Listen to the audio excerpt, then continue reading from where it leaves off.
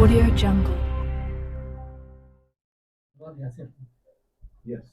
अस्सलाम वालेकुम। मेरा नाम शेख अजीम साहिबलाल। 26 सितंबर 2025 को मुझ पे जानलेवा हमला हुआ था हाई कोर्ट के गेट के बाहर। उसमें पुलिस ने अब तक लगभग 14 लोगों को एक्यूज़ बनाया है जो वहाँ पे थे, और इसके अलावा और 8 से 10 लोग एक्यूज़ हैं, और इसमें उन लोगों की बेल ग्रांट की है, किसी की हाई कोर्ट से हुई है और कुछ की सेशन कोर्ट से हुई है। तो इनके जो अननोन लोग हैं इनके, वो हमारी रेकी कर रहे हैं, हमारे फैमिली वालों के पीछे घूम रहे हैं। अननोन लोग दिख रहे हैं, हमारे जो काम जहाँ चलता है हमारा, वहाँ पे आकर के इंक्वायरी कर रहे हैं, गोडाउन में डायरेक्टली घुस रहे हैं। तो इसलिए हमें प्रिकॉशनर एज ए प्रिकॉशन हम ये प्रेस कॉन्फ्रेंस आज इनिशिएट किए हैं। कितने दिनों से मामला चल रहा है? ये मामला स्टार्ट हुआ था मई 2025 में। एक आदमी मिसिंग हुआ। मिसिंग होने के बाद 3 दिन के बाद उसका कहीं बॉडी मिला। उसमें हमारे बड़े भाई साहब को, हमारे वालिद साहब को जो है अननेसेसरीली उसमें घसीटा गया, और उसके बाद उनको एमसीआर में थे वो अब तक, और उनकी पीसीआर हुई, और इन सब उनकी बेल हो गई। और उसके अंदर अब मैं अकेला इसमें सबकी बेल्स के लिए मैं भागम दौड़ी कर रहा था। तो जो सामने वाले लोग थे उन्होंने हमला किए मेरे पे, और मेरे को मर गया करके छोड़ करके चले गए। और उस दिन भी जो इंसिडेंट हुआ था 26 सितंबर को, उस दिन हाई कोर्ट में एंटीसिपेटरी बेल के लिए मैटर लगा हुआ था।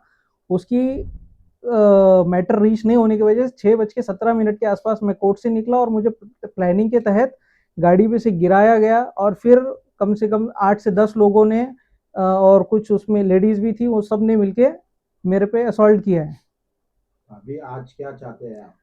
इसमें ऐसा है कि इनकी अब बेल हो गई है। जितने भी इसमें एक्यूज्ड है सब के क्रिमिनल रिकॉर्ड्स है, सब हैबिचुअल ऑफेंडर्स है, और ये इनको बेल मिलते ही, जैसी ऑर्डर हुई उस दिन से हमारे घर के पास, हमारे जो जहाँ पे काम करते हैं, हमारे अलग अलग प्रॉपर्टीज के अंदर अननोन लोगों की मूवमेंट बढ़ गई है, जो हम पे रेकी कर रहे हैं। तो असॉल्ट हमारे फैमिली मेंबर्स पे हम पे दोबारा हो सकता है।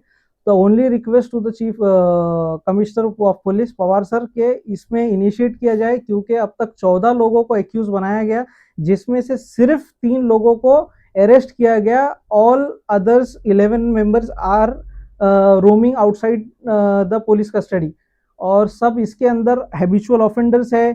कुछ तो ऐसे हैं कि कई बार उनको तड़ी पार के लिए ऑर्डर भी इनिशिएट किया गया है पुलिस की तरफ से। कहीं हर किसी पे 420, 354, 376 जैसे गुने इनके ऊपर ऑलरेडी दाखिल है। और इस तरीके की पूरे एक्यूज की हिस्ट्री है कि ये गैंग बना के घूमते हैं और जिसे चाहे उसे असॉल्ट करते हैं। इस तरीके की सेम इनकी हिस्ट्री है।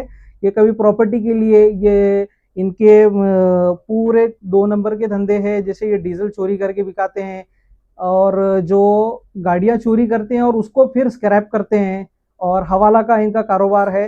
तो ये सब इतने बेहतरीन तरीके से ये ऑर्गेनाइज कर रहे हैं, और इसकी सारी जो क्लस्टर बना हुआ है, एक नासिक से फंडिंग होती है, और शिपोरा करके जो गांव है भोकरदन तालुका डिस्ट्रिक्ट जालना में, यहाँ से ये पूरी गैंग ऑपरेट होती है। और वो उनके हर जगह घर है, जैसे नारेगांव में भी घर है, मिसरवाड़ी में भी घर है, इनके शिपोरा में भी घर है। पुलिस को भी इतना बड़ा चैलेंज फेस करना पड़ा कि पुलिस इज सेइंग दैट कि हम इनको पकड़ने के लिए जब जाते हैं तो वो उनको पता चल जाता है और फिर वो वहां से फरार हो जाते हैं। तो इसीलिए पुलिस को 3 महीने में सिर्फ 3 आरोपी पकड़े गए हैं और 11 पूरे के पूरे फरार है, जिसमें 11 लोगों की एंटीसिपेटरी बेल सेशन से रिजेक्ट हो चुकी है ऑलरेडी।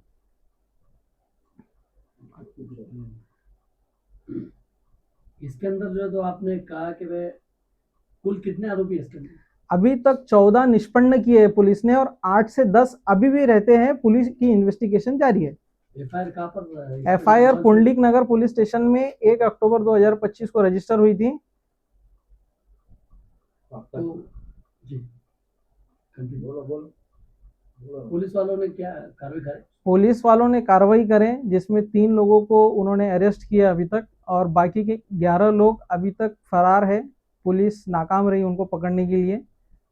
ये आप जो बोले कि आपको लोग कुछ फॉलो कर रहे तो उसके क्या सीसीटीवी वो निकाले आपने? हाँ, सीसीटीवी दी हुई है ऑलरेडी। जो पीआई है पुंडलिक नगर के, रेकी कर रहे हैं। जो रेकी कर रहे हैं, उसके जो सीसीटीवी फुटेज है, वो जो लोग आ रहे हैं उनके गाड़ियों की फोटोज, उनकी फोटोज, ये हमने पीआई साहब जो अशोक भंडारी साहब है पुंडलिक नगर के, और जो राजीव मात्रे साहब है इन्वेस्टिगेटिंग ऑफिसर, दोनों को व्हाट्सएप किया है, कॉल पे बताया है, उनको ले जा करके हार्ड कॉपी भी दिया है कि सो ये अननोन लोग आ रहे हैं करके।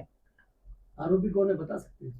आरोपी उसमें 13-14 लोग हैं, जिसमें तो वो अब हम पर्सनली तो किसी को जानते नहीं है, क्योंकि सब अननोन है। इसके अंदर हमारा उनसे कोई सोशली इकोनॉमिकली कोई कनेक्शन नहीं है। अच्छा, घटना क्या है? घटना की वजह क्या है? घटना क्यों वजह हुई? ये हुई कि उनके आपस में इतने तजाद है, इतने उनके कॉन्ट्राडिक्शंस है, और उसके चलते उन्होंने हमारे भाई को उनके एक रिलेटिव के मर्डर में इन्वॉल्व कर दिए, और उनको ये मैं उनकी बेल करा रहा था।